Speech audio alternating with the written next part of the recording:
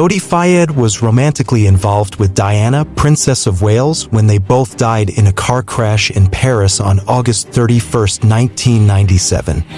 One aspect of Dodi Fayed's life that captured the public's attention was his romantic relationship with Princess Diana. Their relationship was a subject of fascination and intrigue as it brought together two individuals from vastly different worlds. Fayed and Princess Diana were often seen together, and their love story became the focus of media attention. Their relationship symbolized a union between royalty and the world of cinema, captivating the imaginations of people around the globe. Despite the tragic end to their lives, their love story remains a poignant reminder of the complexities of fame, love, and the human experience. Even though Dodi was in love with Diana, he was engaged to someone else. So then let's take a deep dive into Dodi Fayed's sneaky life and the many theories surrounding his death. Please don't forget to tell us in the comments section who you would like us to talk about next time. Fayed was born in Alexandria, Egypt, the eldest child of Mohammed al-Fayed, who lived from 1929 to 2023, who was to later become the owner of Harrods department store, Fulham Football Club, and the Hotel Ritz Paris. Fayed's mother was Saudi Arabian author Samira Khashoggi, who lived from 1935 to 1986. He was a first cousin of the late Washington Post Saudi journalist Jamal Khashoggi, who was assassinated in the Saudi Arabian consulate in Istanbul in 2018. Fayed had 4 half-siblings from his father's second marriage to Hani Wathan: Omar, Camilla, Kareem, and Jasmine Fayed. In July 1997, Fayed became romantically involved with Diana, Princess of Wales, after entertaining her on his yacht Cujo. Fisher learned of Fayed's relationship with Diana only after seeing paparazzi photos of the two embracing. Fisher then announced that she was filing a breach of contract suit against him, saying he had led her emotionally all the way up to the altar and abandoned her when they were almost there. Fayed denied that he was ever engaged to Fisher. Fisher dropped the lawsuit shortly after Fayed's death. Lady Diana Spencer married the heir to the British throne, Charles, Prince of Wales, in 1981, becoming Princess of Wales. Diana was an international celebrity and a frequent visitor to Harrods in the 1980s. Al-Fayed and Dodi first met Diana and Charles in July 1986 when they were introduced at a polo tournament sponsored by Harrods.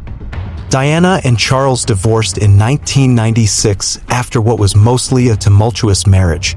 Diana was hosted by Al-Fayed in the south of France in mid-1997 with her sons, Princes William and Harry.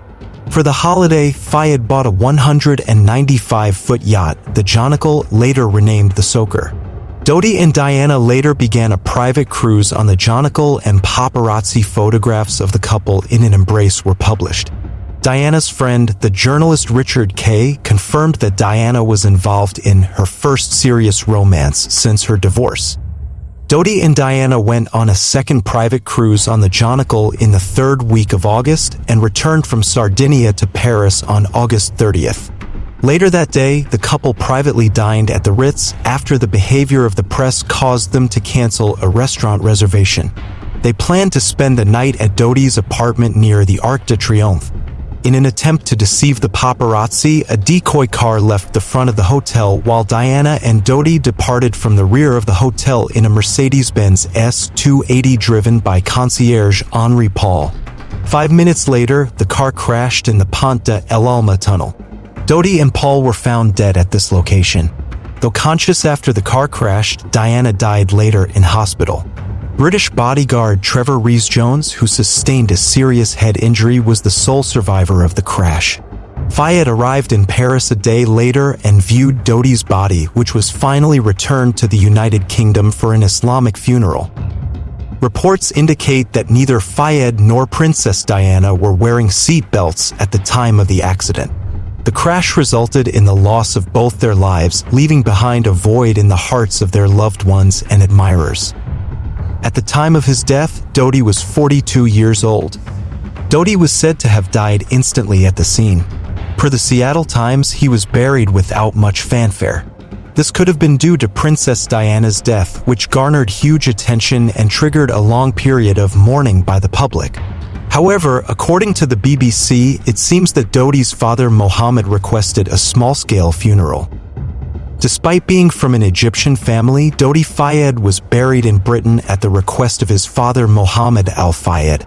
As reported by the Seattle Times, Mohammed's spokesperson Michael Cole shared at the time that Mohammed had long held a deep patriotism for Britain despite the fact he was denied British citizenship on 2 occasions. Prior to being buried, Dodi's funeral was held at London's Central Mosque. The ceremony was short, lasting only 25 minutes, and, as mentioned, was a private affair at the request of Mohammed. Amongst the attendees was Britain's Egyptian ambassador.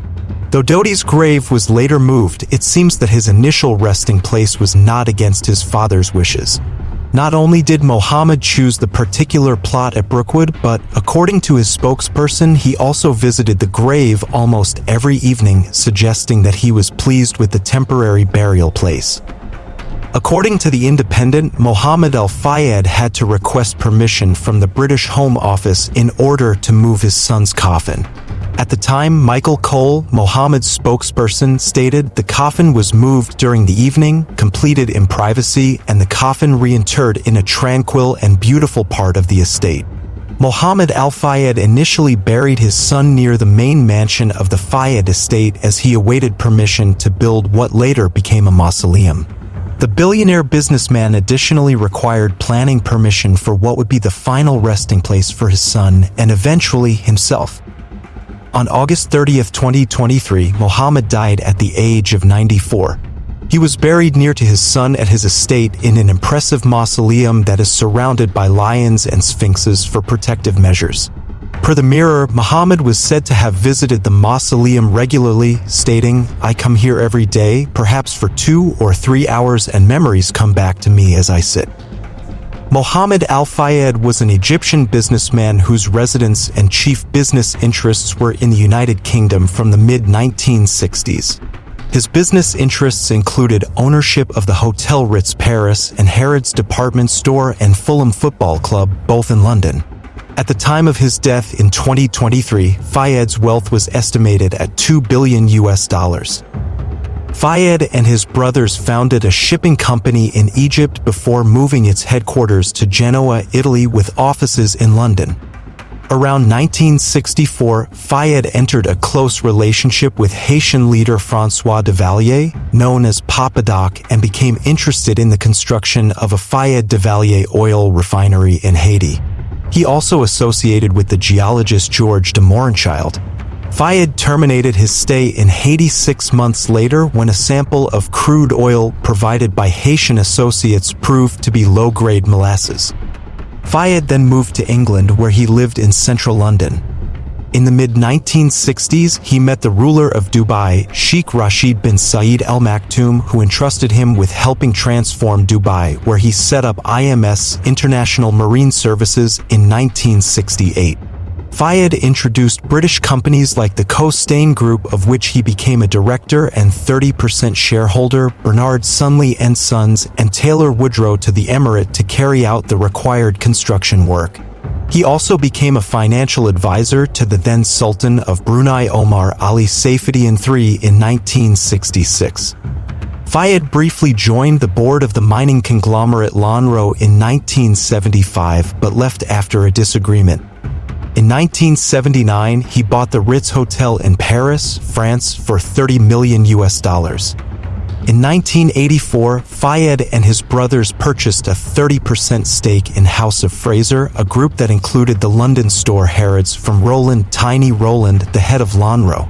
In 1985, he and his brothers bought the remaining 70% of House of Fraser for £615 million. Roland claimed that the Fayed brothers lied about their background and wealth, and he put pressure on the government to investigate them. A Department of Trade and Industry (DTI) inquiry into the Fayeds was launched. The DTI's subsequent report was critical, but no action was taken against the Fayeds, and while many believed the contents of the report, others felt it was politically motivated. Roland described his relationship with the Fayed family in his book A Hero from Zero. In 1998, Roland accused Fayed of stealing papers and jewels from his Harrods safe deposit box. Fayed was arrested, but the charges were dropped. Roland died in 1998. Fayed settled the dispute with a payment to his widow. He also sued the Metropolitan Police for false arrest in 2002, but lost the case. In 1994, House of Fraser went public, but Fayed retained the private ownership of Harrods.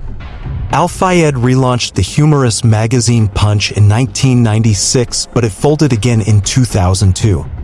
Al-Fayed unsuccessfully applied for British citizenship twice, in 1994 and 1999. It has been suggested that his feud with Roland contributed to the first refusal. Fayed's father erected 2 memorials to his son and Diana at Harrods. The first, unveiled on April 12, 1998, consists of photos of them behind a pyramid-shaped display containing a wine glass still smudged with lipstick from Diana's final dinner and a ring Fayed purchased the day before they died. The second, unveiled in 2005 and titled Innocent Victims, is a 3-meter-high bronze statue of the two dancing on a beach beneath the wings of an albatross. The memorials were designed by Bill Mitchell, a close friend of Fayed's father and architect for Harrods for more than 40 years. Dodi Fayed's contributions to the film industry extended beyond his role as a film producer. He served as an executive producer for a diverse range of films, showcasing his versatility and creative vision. From the critically acclaimed Chariots of Fire to the thought-provoking Glassbreaker, Fayed's involvement in these projects added a touch of brilliance and sophistication. His keen eye for talent and storytelling allowed him to bring captivating narratives to life on the silver screen. Each film he worked on bore his unique stamp, leaving a lasting impact on audiences worldwide. In addition to his accomplishments in the film industry, Dodi Fayed also played a significant role in the marketing endeavors of the prestigious Harrods department store.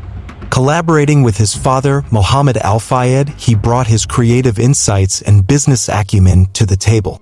Together, they crafted innovative marketing strategies that propelled Harrods to new heights of success.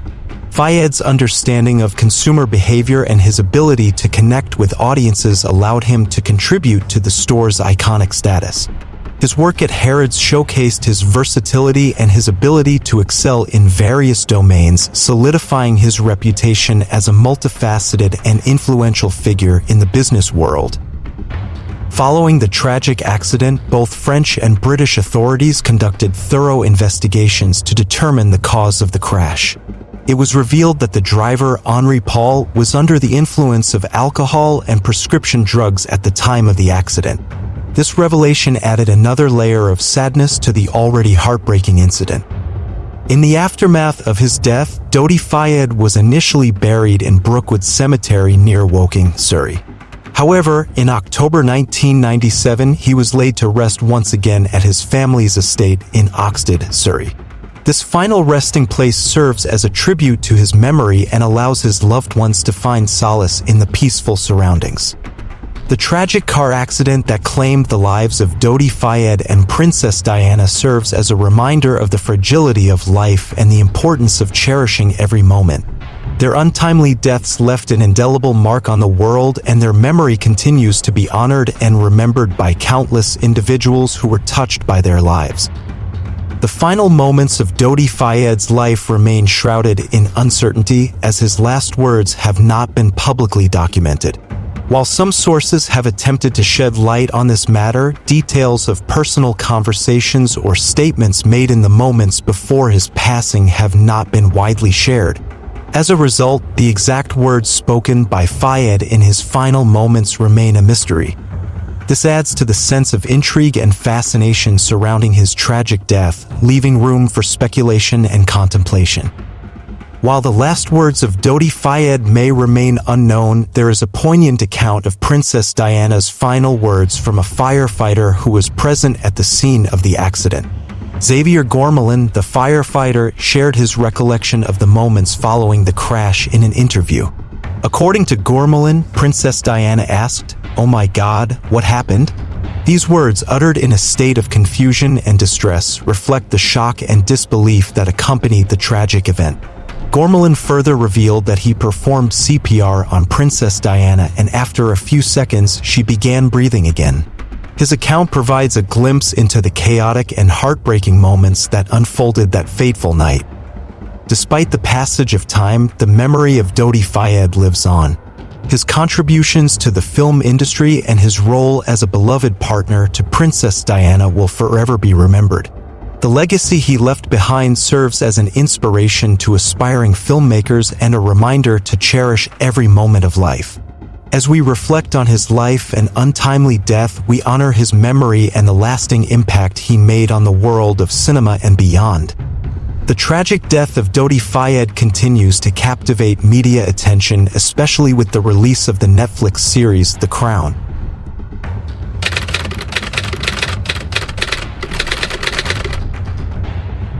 From February 1998, Mohammed Al-Fayed maintained that the crash was a result of a conspiracy and later contended that the crash was orchestrated by MI6 on the instructions of Prince Philip, Duke of Edinburgh. His claims were dismissed by a French judicial investigation, but Fayed appealed the verdict. The British Operation Paget, a metropolitan police inquiry that concluded in 2006, also found no evidence of a conspiracy. To Operation Paget, Al-Fayed made 175 conspiracy claims. An inquest headed by Lord Justice Scott Baker into the deaths of Diana and Dodi began at the Royal Courts of Justice, London, on October 2, 2007 and lasted for 6 months. It was a continuation of the original inquest that had begun in 2004. At the Scott Baker inquest, Fayed accused the Duke of Edinburgh, the Prince of Wales, Lady Sarah McCorquodale, her sister, and numerous others of plotting to kill the Princess of Wales. Their motive, he claimed, was that they could not tolerate the idea of the princess marrying a Muslim. Mohammed Al-Fayed first claimed that the princess was pregnant to the Daily Express in May 2001 and that he was the only person who had been told. Witnesses at the inquest who said the princess was not pregnant and could not have been were part of the conspiracy, according to Fayed. Fayed's testimony at the inquest was roundly condemned in the press as farcical. Members of the British government's Intelligence and Security Committee accused Fayed of turning the inquest into a circus and called for it to be ended prematurely. Lawyers representing Fayed later accepted at the inquest that there was no direct evidence that either the Duke of Edinburgh or MI6 were involved in any murder conspiracy involving Diana or Dodi. A few days before Fayed's appearance, John McNamara, a former senior detective at Scotland Yard and Al-Fayed's investigator for 5 years from 1997, was forced to admit on February 14, 2008 that he had no evidence to suggest foul play except for the assertions Fayed had made to him. His admissions also related to the lack of evidence for Mohammed Al-Fayed's claims of the princess's pregnancy and the couple's engagement. The jury verdict, given on April 7, 2008, was that Diana and Dodi were unlawfully killed through the grossly negligent driving of Henri Paul, who was intoxicated, and the pursuing vehicles. Fayed's lawyers accepted that there was no evidence to support the assertion that Diana was illegally embalmed to conceal pregnancy or that a pregnancy could be confirmed by any medical evidence. They also accepted that there was no evidence to support the assertion that the French emergency and medical services had played any role in a conspiracy to harm Diana. Following the Baker inquest, Fayed said that he was abandoning his conspiracy campaign and would accept the jury's verdict. Journalist Dominic Lawson wrote in Independent in 2008 that Fayed sought to concoct a conspiracy to cover up the true circumstances of fatalities caused by the crash involving an intoxicated and overexcited driver. An employee of Mohammed Fayed's Paris Ritz, he had remarkable success in persuading elements of the tabloid press, notably the Daily Express, to give the conspiracy a fair wind. Al-Fayed financially supported Unlawful Killing, a documentary film presenting his version of events. It was not formally released because of the potential for libel suits. Well, we've come to the end of today's video, and please don't forget to like and subscribe for more videos.